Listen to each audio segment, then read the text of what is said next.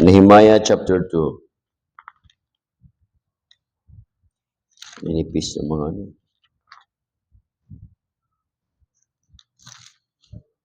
Chapter, chapter 4, chapter 2. Okay, Nehemiah chapter 2. Buksan po natin mga Biblia, mga kapatid. Nehemiah chapter 2. Simula po tayo dito sa verse number 1 hanggang verse number 6. Okay? We are going to read the Word of God responsibly. Nehemiah chapter 2 from verse 1 to verse number 6. And it came to pass in the month Nisan, in the 20th year of Artaxerxes the king, that wine was before him, and I took up the wine and gave it unto the king. Now I have not been before time sad in his presence.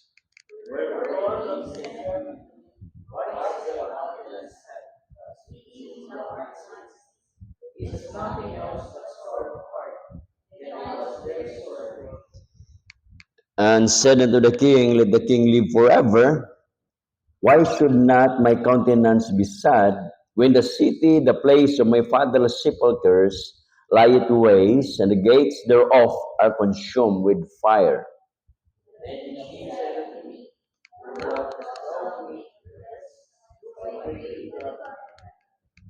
And I said unto the king, if it please the king, and if thy servant have found favor in thy sight, that the word is sent him unto Judah, unto the city of my father's sepulchres, that I may build it.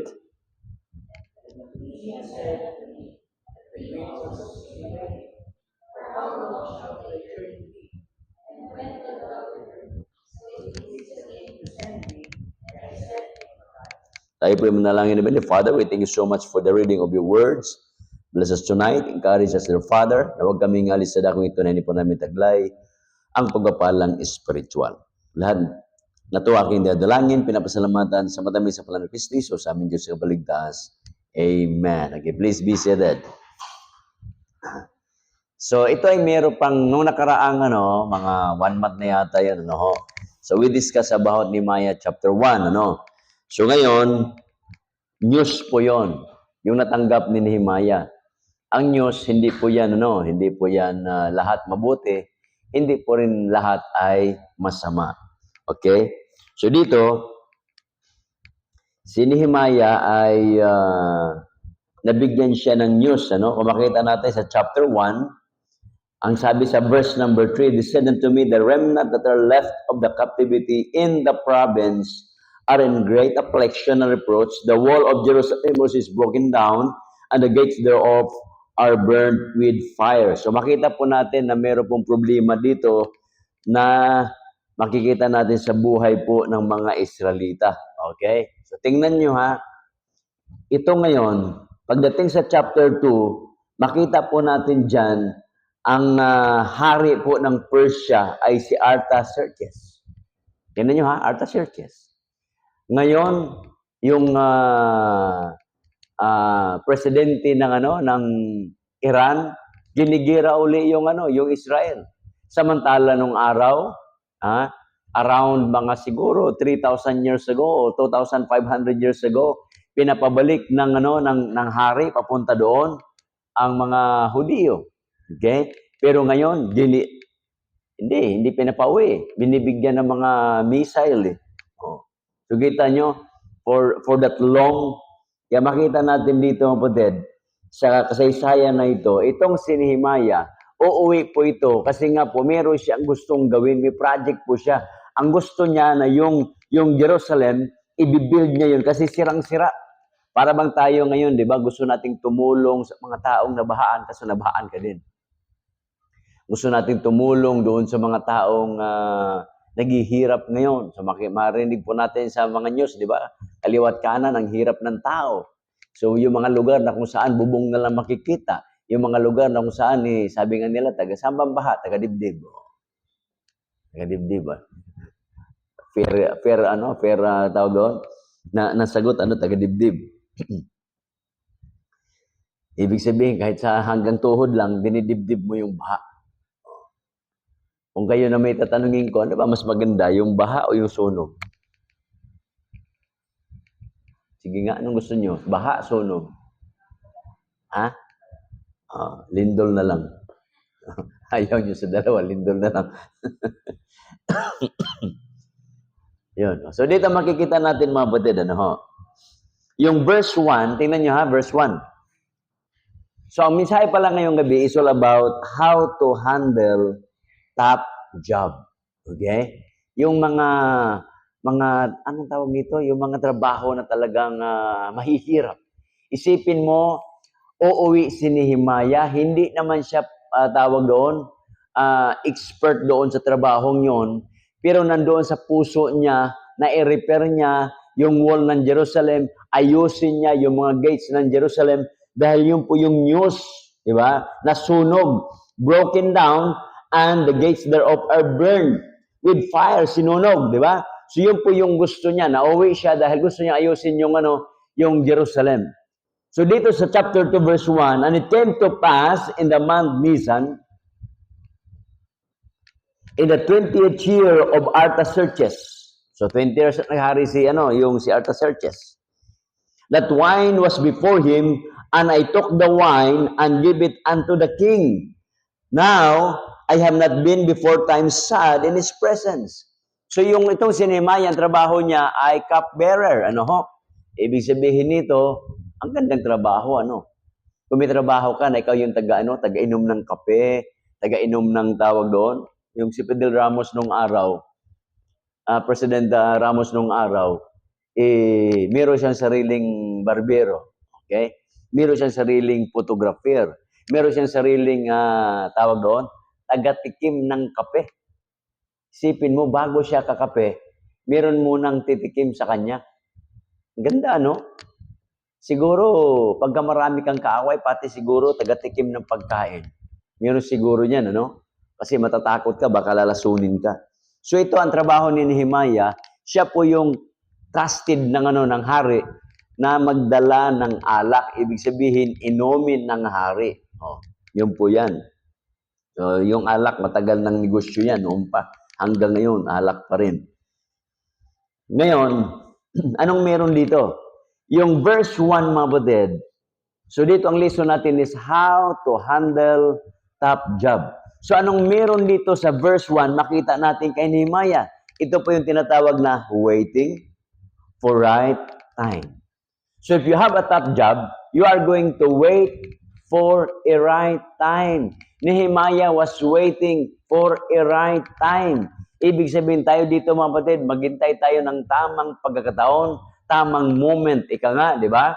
So halimbawa lang, kagaya niyan, baha, hindi po tamang moment yan para magbiyahe ka. Kinakailangan patilain mo muna yung ulan. Para pag tumila yung ulan, tumila na rin yung mawala yung baha. So halimbawa lang, nag-aaral pa, ay wag na muna mag-asawa. Okay? Kasi nag-aaral pa eh. Thank you, Brad. Ang bihira. Puso yata ngayon ng Pag natutulog ako sa gabi, sumasakit na yung lalamunan ko lagi. Sabi ko, kinakailangan ko na yata uminom ng gamot. Kaso lang, gagamot na naman.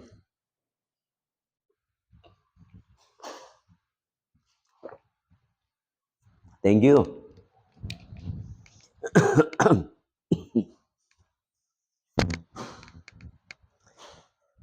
So, waiting. So, naghintay po itong si Nehemiah.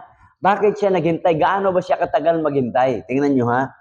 Diyan sa chapter 1 verse 4, ang sabi diyan, and it came to pass when I heard these words, yung balita, yung news, nung mapakinggan ni Nehemiah yung news, that I sat down and wept. So napaupo siya, at hindi lang napaupo siya, siya po'y naiyak. Isipin mo, yung mga relatives mo doon, yung mga kamag-anak mo, kaibigan mo, pambihira, nandoon sila. And mourn certain days. So talagang nagdadalamhati siya for couple of days, and fasted, at siya po ay nag-ayuno, and prayed before God of heaven. Isipin mo, nanalangin siya. Kaya mga kapatid, pag may problema po, hindi po daanin sa bisyo. Pag may problema, daanin sa panalangin. Amen mga kapatid? So ibig sabihin nito, itong verse na ito, hanggang sa chapter 2 verse 1, Yung panalangin na yan na pinagpipray ni Nehemiah, finasting niya, alam niyo kung gaano katagal? It takes him 4 months. 4 months siyang nagpipray na dumating yung pagkakataon, waiting for the right time na hari nawa magkaroon siya ng audience sa hari at nakausap niya yung hari. Kaya mga kapatid tayo, pag meron kayong gustong kausapin, pag-pray niyo muna. Okay? Gusto niyo ng promotion sa trabaho? Mag-pray kayo. Oh. Sabi sa akin Pastor, nag-pray na nga ako doon sa pinag-pray ko na yung mga katrabaho ko para ma-promote ako Anong prayer request mo, Brad? Na sana patayin na sila ng Panginoon. Huwag naman ganoon. Hindi na kailangan mo patayin yung tao para ma-promote ka. Hindi Oh. Di ba? Ano yun?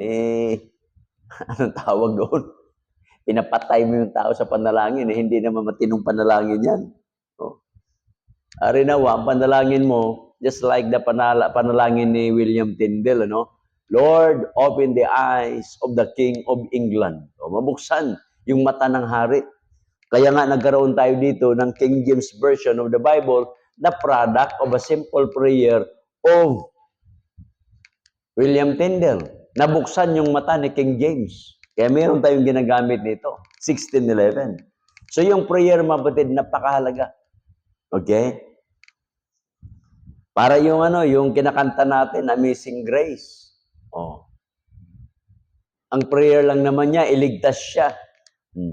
At sabi niya sa prayer niya, kung totoo yung Diyos ng nanay ko, iligtas niyo po ako at iligtas niyo yung nasa barko. Naligtas naman sila So nakasulat tuloy siya ng tawag doon, ng kanta, Amazing Grace.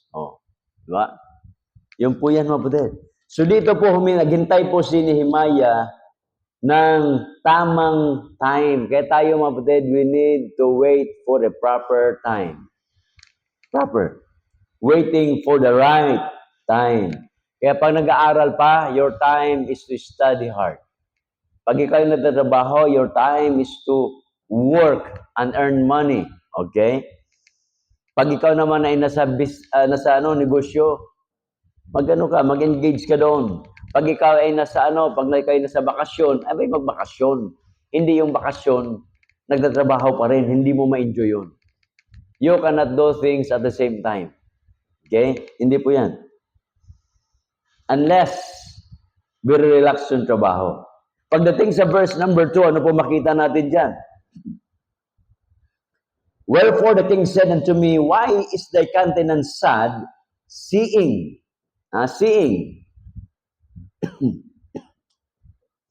that thou art not sick? Hindi ka naman may sakit This is nothing else but sorrow of heart.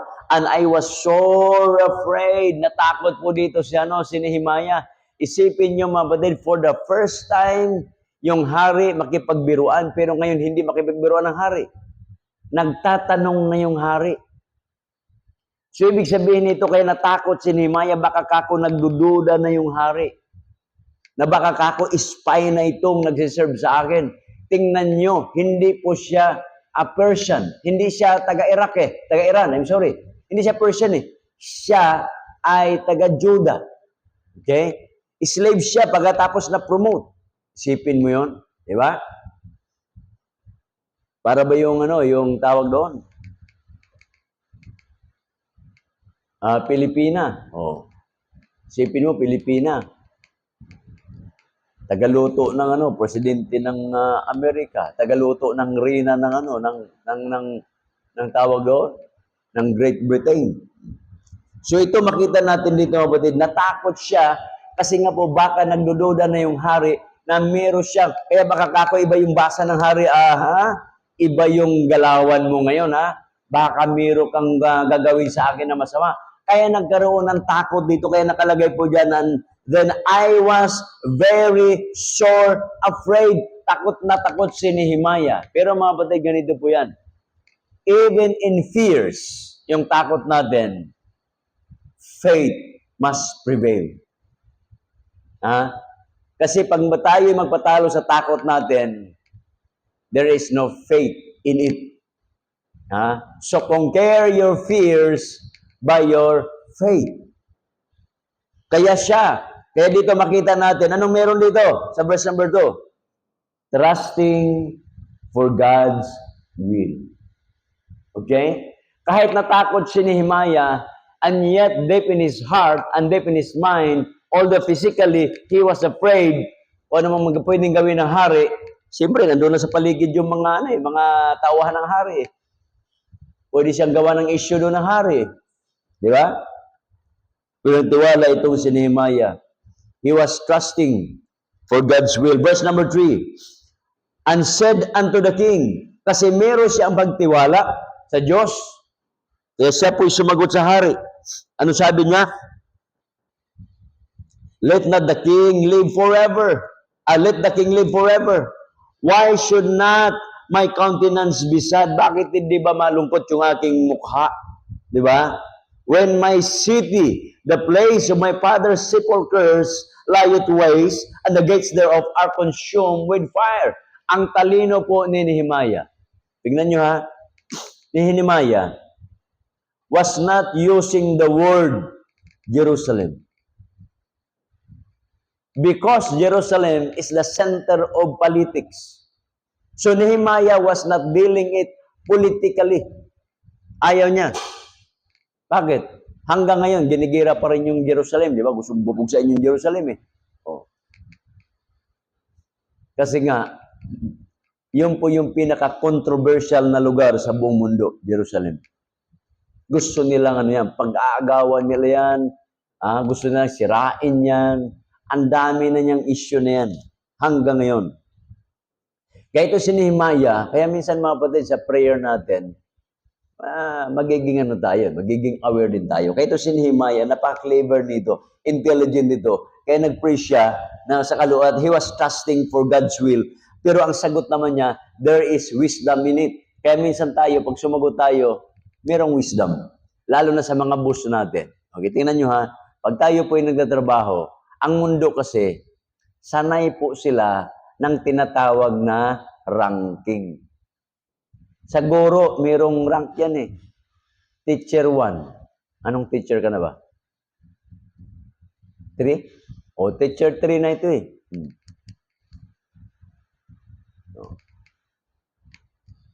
Ako, may masteral ako. Pag may masteral ba, anong teacher na ba yun? Teacher 4? Master teacher? Apo. Isipin mo yan. Walang turo ako. Hindi na ako ng turo eh.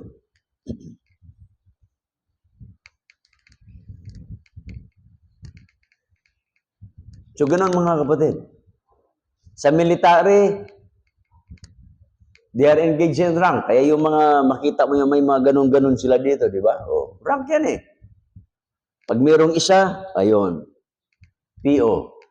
Dalawa, PO2, PO3. Pag mayroon dito sa taas, is PO4. Ibig sabihin nun, senior. Di ba? Tapos niyan, second lieutenant, first lieutenant. Pagdating noon, kapitan. Pagkatapos niyan, major. Pagka-colonel yan, lieutenant colonel. Tapos full-fledged colonel. Pagkatapos niyan, brigadier general. Ang general, 4 yan eh. Brigadier general, major general. Pagkatapos niyan, ano pa sunod?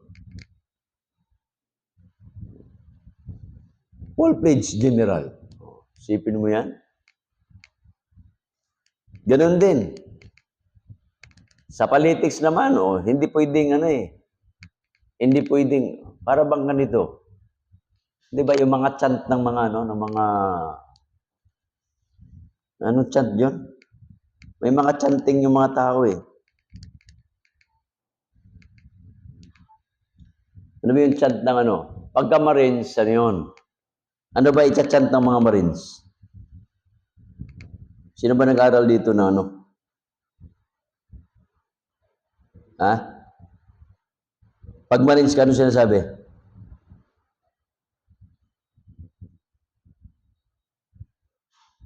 Ano sinasabi pag Marines?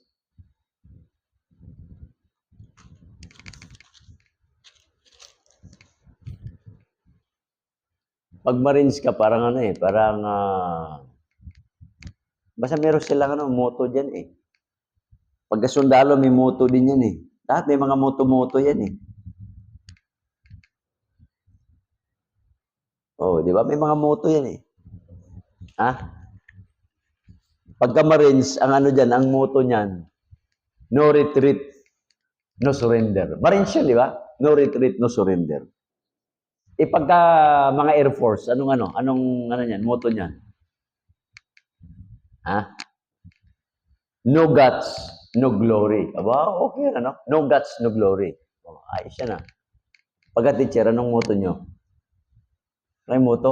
Oh. Bible study kasi ang moto, Enter to learn, go forth to serve. Oh, yon. Ang negosyante, enter to learn, go forth to earn. Oh, di ba?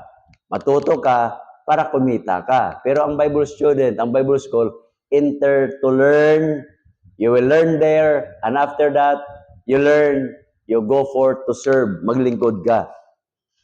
Pag pulis, anong meron? To protect and to serve. Oh, galing pagka-army, anong meron? No pain, no glory.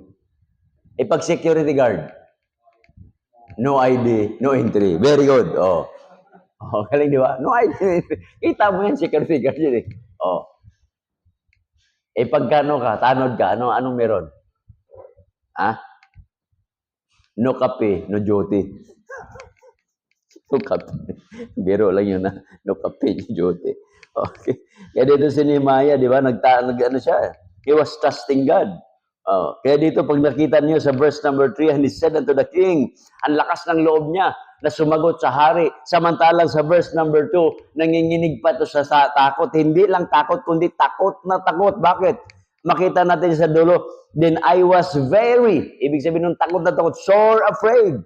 Pero, Nehemiah conquered his fear by his faith.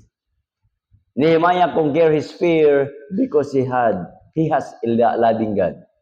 Meron siyang Diyos. Kaya sabi niya, let the king live forever. Why should not my countenance be sad when the city, the place of my father's sepulchres, lieth waste, and the gates thereof are consumed with fire. So ginamit ni Nehemiah dito, napakaganda yung kanyang demonstrasyon dito, yung kanyang pananalita. Hindi siya, yung hari ay political political person yan. Hindi siya gumamit ng political na lugar, kundi ang ginamit niya, kamahal na hari, yung aking libingan ng aking mga magulang. Libingan ng aking ng aking mga ninuno, di ba? The city of my father's sepulchres. Yung syudad ng libingan ng aking tatay, ng aking nanay, ng aking mga kapatid, ng aking mga kababayan, ay talagang nasisira. Alam nyo, kahit saan ka naman, lalo na yung mga Persian, ito, Iran ngayon, meron silang respeto sa patay. Kita mo yung mga Japanese, mga Korean, talagang yung makita nyo yung mga tayo kasi meron tayong yung public burial, di ba? Sa kanila kasi pwede sila maglibing pag malaki ang lupa mo. Sa bakod mo. Tayo bawal yun eh. Halimbawa lang, namatay si Ricardo, libing natin dyan. Bawal yun eh. Nakuha nyo? Bawal na libang nyo. Ano yan eh? Illegal yan eh. Oh.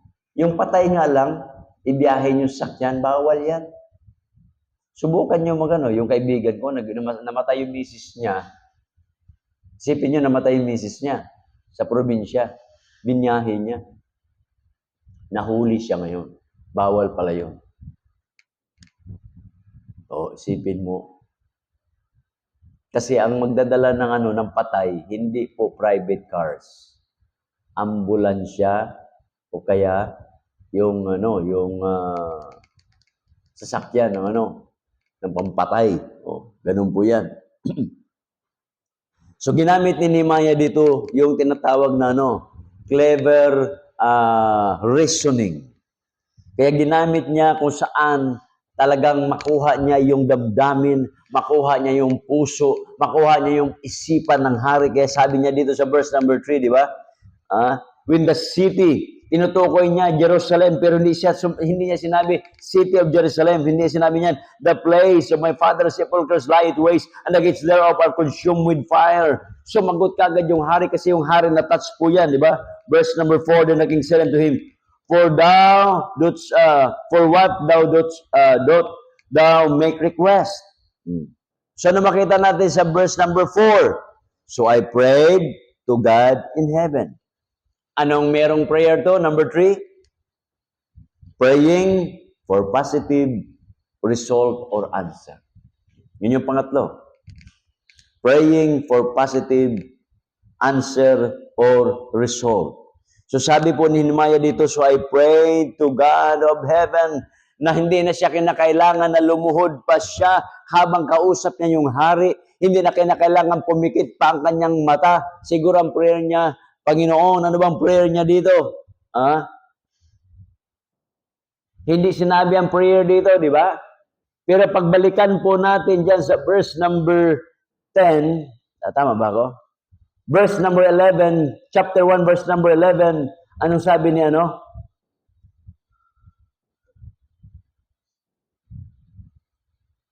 Ni Nehemiah, O Lord, I beseech thee, let now thine ear be attentive to the prayer of thy servants, I pray to thy servants who desire to fear thy name and prosper. I pray thee, thy servant this day, and grant him mercy in the sight of this man. So sight of this man, yung hari. For I was the king's cupbearer. Napakaiksi yung prayer ni Nehemiah.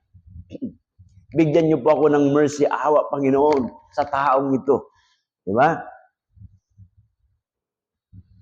I pray thy servant this day and grant him mercy in the sight of this man, for I was king's cupbearer. Ang nangyari po dito, positive answer. Kaya mga batid, may mga prayer request tayo. Lagi natin pinagpipray dito. Pinagpipray natin dyan. Yung nanay nyo maligtas, tatay nyo maligtas, kapatid nyo maligtas, makapagtapos kayo sa pag-aaral, maligtas. So, dati-rati, pinagpipray lang natin si Tinong sa kanyang pag-aaral na huwag bumagsak. Nakapasa naman. Ngayon, nagpipray siya na nakatapos naman. Sa dami-dami niyang ginagawa sa buhay niya, pati pangungopya. Kasama yun eh. Bakit hindi kayo nangungopya? Nangungopya kayo. High-tech na lang ang pangungopya niyo. Hey, Google. O, di ba? Pangungopya yun eh. Nakuha niyo? Oh. Hey, Siri. Pangungopya yan. Ano pa? AI. AI. Ano tawag niya sa AI na yan? Meta pala, di ba? Oh.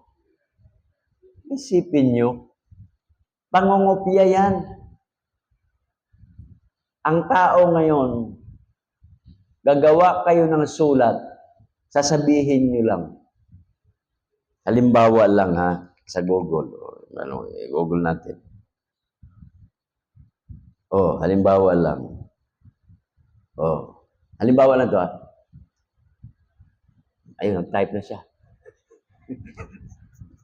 Ayun, nabanggit ko halimbawa, nandoon na Isipin nyo, halimbawa magsabi ako dito, make a love letter for angel. Gagawa na yan. Sabihin natin. Make a love letter for angel. Kita mo yan. Dami basahin natin yung isa. I love you because you actually put effort into me. Ang bihira, no? Ang ganda ng mga hahaba, Sipin mo yan, mamimili ka lang dyan, ang dami. Kaya ngayon, ang tatalino ng mga bata. Kaya ang dami, napansin nyo ba? Dumami ngayon ang mga cum laude, summa cum laude, magna cum laude. Kasi nga po, habang nag-online, malakas yung kanyang internet. Nakuha nyo? Yung connectivity niya, mayroon siyang screen, may laptop siya, mayroon siyang tablet, at may cellphone pa. Paanong hindi kanyan makapasa? Samantala yung tao doon sa bundok na matalino, hindi talaga yun. Walang pang printer yan, walang ang wifi, walang cellphone yan eh. Kuha niyo ba din? Kaya sino ngayon ang totoong matalino? Hindi mo na alam. Kaya yung yung sa social media na nag-viral, magna cum laude siya. Sabi niya, hindi ako totoo yung Di ba, yung babae?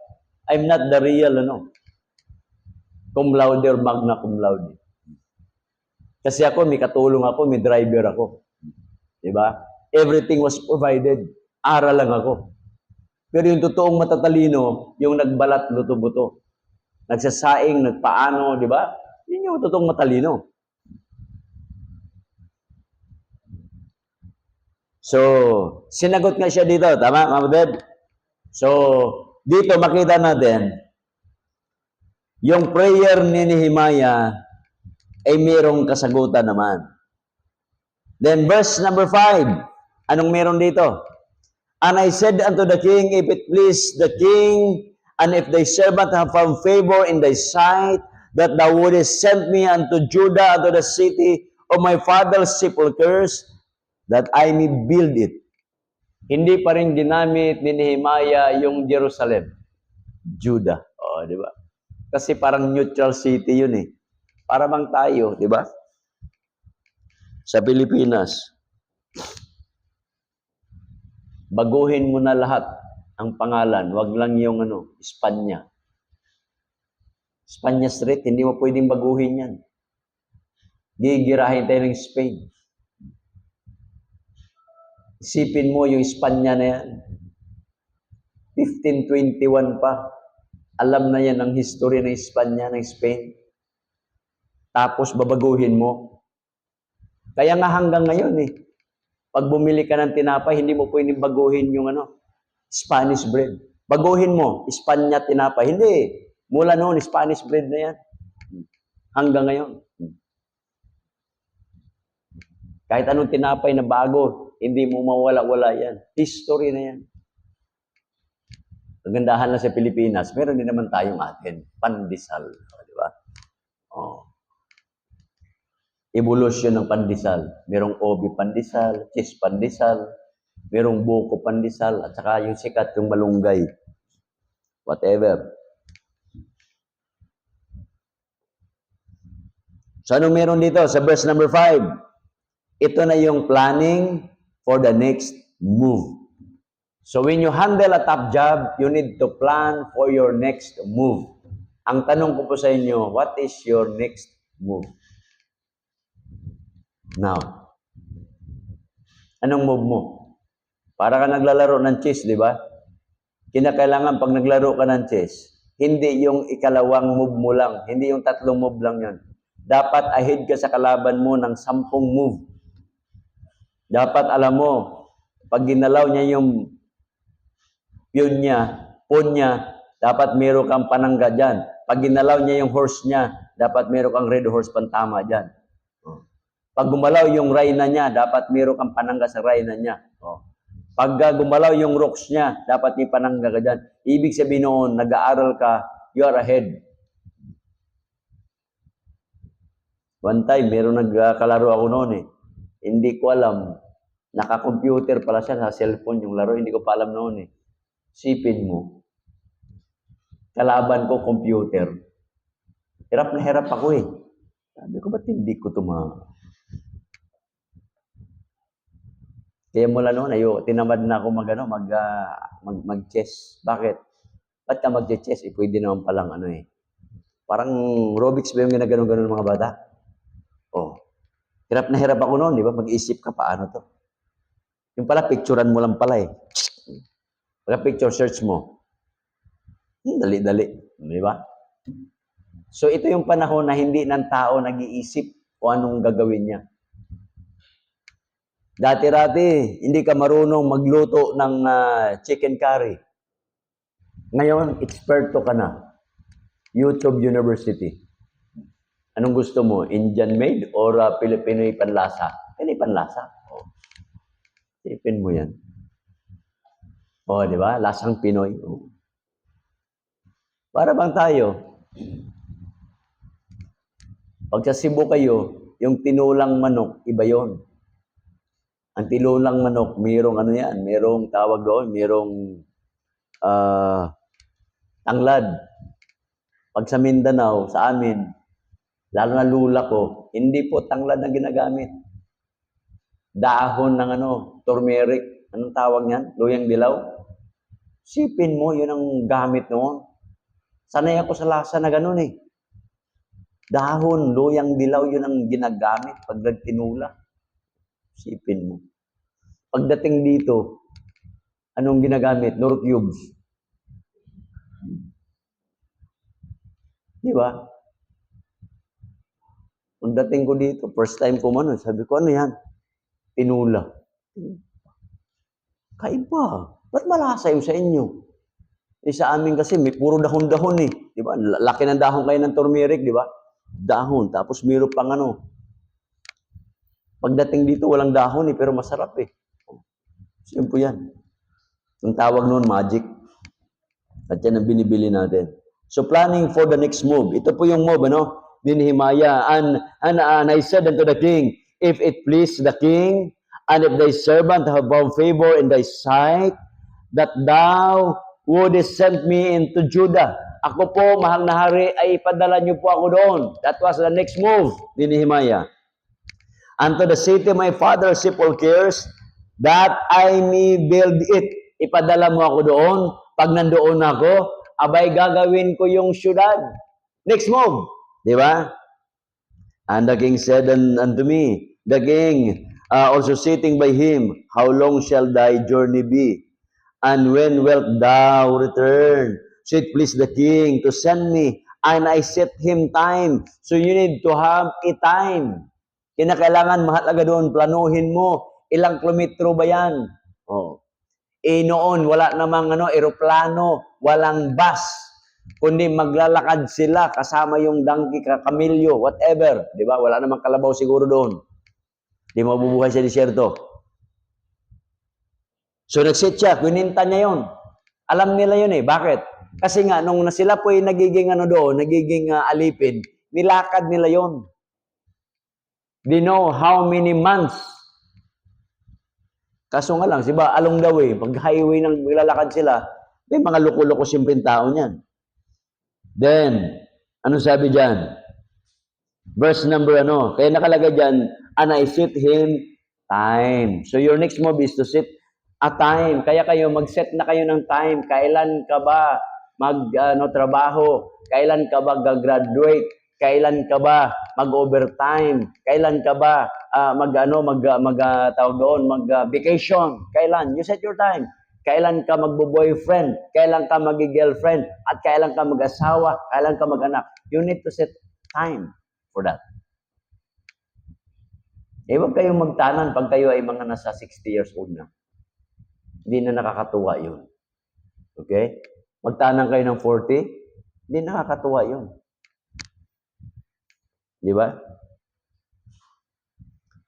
Verse 7. Moreover, I said unto the king, if it please the king, let letters, another move, let letters be given to me, to the governors beyond the river. Napakagaling po ni Maya. Dapat meron kayong recommendation letter, mahal na hari, dahil pambihira, papunta ako doon, magbe-build ako ng ayusin ko yung yung lugar ng ng mga nanay tatay ko. Ano sabi diyan? To be given to me beyond to the governors beyond the river, that I may convey, that they may convey me over till I come unto Judah. Para walang harang, para pag yung aking tawag doon, pagbiyahe, walang tanong-tanong. Ito yun, may sulat ako diyan. Di ba? Authorization letter from the king.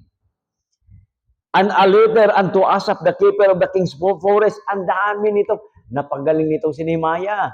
Ang dami niyang plano, ahead of time. So dapat mga kapatid, yun po yung mga next move natin. Pag nag-graduate ako, kinakailangan magtrabaho ako. Abay, huwag kayo magtrabaho sa mga huwag kayo magtrabaho sa medyo magaganda-ganda namang pasukan nyo. Magtrabaho na nga lang eh. Di ba?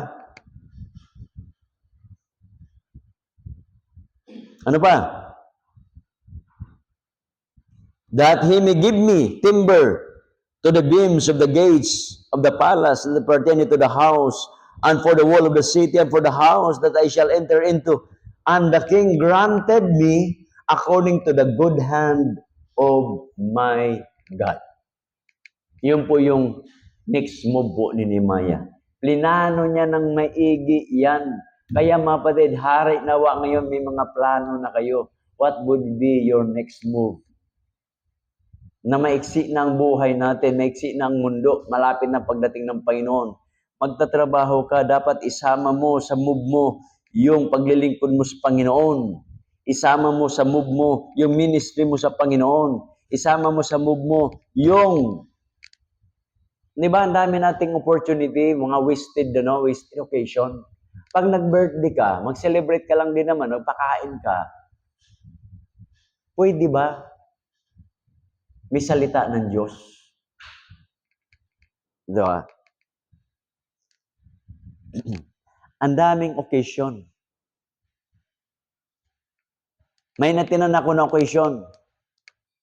Talagang well prepared. Walang salita ng Diyos. What a waste. Kasino ba naman mag-ano ka doon ng isang mga ngaral na magbasa man lang dyan, John 3:16 i-share doon sa mga tao. Kasi along the way doon sa audience mo, maraming unbeliever dyan eh. Kagaya nung last Wednesday, nagdedicate ako, kasama ko sino to? Sa Quezon City. Alam nyo yung hinandog na yon? Ginawa ni Princess, siya nang tagagawa ngayon. Nakabisita lang yun dito. Once. Nakabisita lang. Dalaga pa siya noon. Nung magkaasawa, ako na yung kinuha niya eh. Oh, isipin mo yan. Lahat ng bisita niya, mga unbeliever eh. Pagdating ko doon, sabi ko, ano pong gagawin ko? Pastor, wala ko kaming gagawin. Lahat ng programa, iyo. Pambihira. Sabi ko, MC pala ko dito. Ako pala yung mascot dito. Pambihira ako. Lahat akin eh. Nakuha nyo? Sipin mo yan. Pati magpakanta ng birthday, akin pa rin. Sipin mo. Sabi ko, ganda. Oh, sipin mo yan. Sabi sa akin, sabi ko, mag-preach ako dito. Wala akong pakialam, pastor. Bahala ka na, basta iyo lahat yan. Di ba? Doon sa gilid naman, doon may nag-iinuman na doon eh. Basta sabi niya, bahala ka na doon, pastor.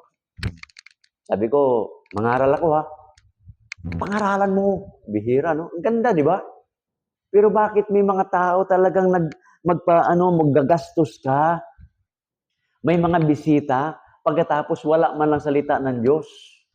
Yun ang nakakalungkot na parte ng buhay natin. Wasted time, wasted money, and wasted moment. Kaya mga kapatid, pag may opportunity, gamitin nyo yung okasyon sa buhay ninyo na magiging meaningful. Hindi meaningful that you have the memories. Kasi yung memories na yan, para lang yan sa mga unbeliever eh. Memories to keep. Wala ho tayong memories to keep pag tayo po nadating sa langit. Wala eh. Ang memories na lang natin kung ano yung mga tao na ministrihan natin, na akay natin sa Panginoon.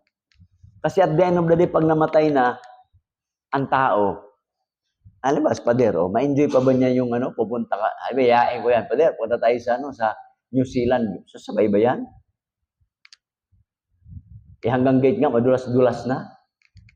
Oh. Kita nyo? Laging binibiro ni Franklin yan eh. Pader, ma-chicks tayo. Di ba?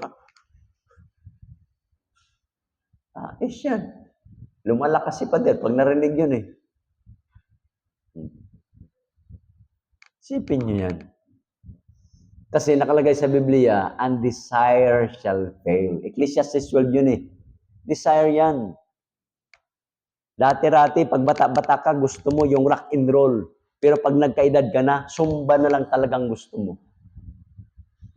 Ah, maniwala kayo, darating ang pag nagkayo senior na, magsusumba din kayo eh. Sa bahay, si Mrs. meron yung mga tape recorder about sumba eh. So, ganun-ganun sila doon. Bihira. Pati ako damay eh. So next move mga kapatid. So i-recap lang natin na how to handle tough job. Ito yung kay Nehemiah. Part 1 lang ito ha, continuation to sa ano, kasi hindi natin matapos mahaba eh.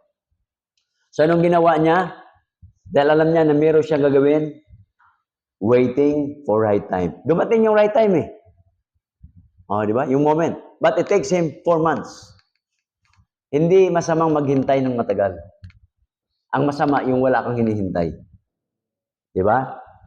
Para yung ano, binasa ko, I read a story about a farmer somewhere in Japan. Na yung kanyang lupain nila, yung Barrio Manila ba? Nilagyan ng kumpanya. Ibig sabihin, yung kumpanya na yon nagkaroon ng mga chemical, yung kanilang ani doon, naapektuhan, nasira yung kanilang, sabihin natin, nasira yung mga palaya nila, nasira yung palisdaan nila, yung tubig nila nasira yon. Pagkatapos nagreklamo siya sa gobyerno, wala pong sinabi ang gobyerno. Alam niyo yung ginawa ng taong ito? Nagtatrabaho siya, pag may kita siya, nag-enroll. It takes him 16 years to be a lawyer. Nung mag-graduate na, dinimanda na niya yung kumpanya. Sipin mo. Kasi walang maniniwala sa kanya. Punta siya doon sa farmer eh. Maliit ang tingin sa kanya. Nag-aral siya. Nung makatapos, nag-graduate. Good ka na nga. 16 years ka ba naman nag-aaral eh. Isipin mo kung nagsimula ka mag-aral ng 50 years old, 16 years, 66 years old ka na. But, dinimanda niyang kumpanya. To make the story short, nanalo. Biniyaran siya ng $1 million. Hindi na paganda niya yung paligid niya. Kaya mga kapatid, maghintay. Di ba? Right time. Another one, trusting for God's will. Ito yung ginawa ni Nehemiah, praying for positive answer. Kaya mag-pray kayo, dapat merong positive result. Planning for the next move. Ano ba yung gagawin nyo sa buhay? And never forget to include God in your plan. Tumayo po tayo at tayo po ay manalangin. Heavenly Father, thank you sa gabing ito. Thank you sa palaala po sa buhay po ni Nehemiah. Nehemiah ay meron siyang gagawin na talagang malaking proyekto. Kami rin po, O Diyos, may mga gagawin kami na proyekto to evangelize, to disciple, to do ministry. Tulungan niyo po kami to balance our lives. Na hindi lang puro trabaho, hindi lang puro bakasyon, hindi lang puro problema. Only may time kami to pray, to reconsider, to study your words, to encourage others, na magiging healthy ang buhay namin bilang isang mananampalataya. So if God has something for you and God is reminding you, mga kapatid, you are free to come, kneel down, talk to the Lord in prayer right now. Sige po.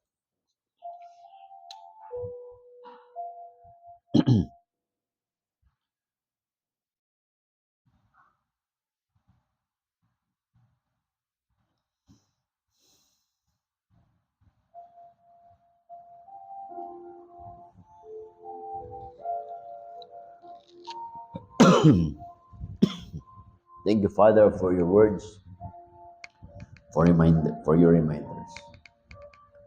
I pray, Father, na kayo po ang patuloy na kumilos sa amin. Shepherd ways, ingatan niyo po ang bate sa amin. Makita niyo po kami na tapat patuloy naglilingkod sa inyo hanggang sa ikalawang pagbabalik. Mapatid po namin ang hina, palakasin, kalamdaman, pagalingin. At sa mga kapatiran po namin na nasa low-lying areas, binaha, I pray, Father, for their safety and provision. Yung patira namin na napiktuhan yung kanilang nabuhay because of the sa mahaba-habang ulan. Tulungan niyo po sila na makarecover, Panginoon. Sa mga estudyante po namin na nagiging online at mahaba-haba yung kanilang break dahil sa mga cancellations, I pray, Father, na magpatuloy sila sa kanilang pag-aaral. Life must go on. So yung mga karamdaman pagalingin, nanghihina palakasin, provide niyo po pangailangan po ng bawat isa sa amin. Lahat na ito aking dadalangin, pinapasalamatan sa matamis sa pangalan ni Kristo, sa amin Diyos sa paligtas. Amen. God bless us all.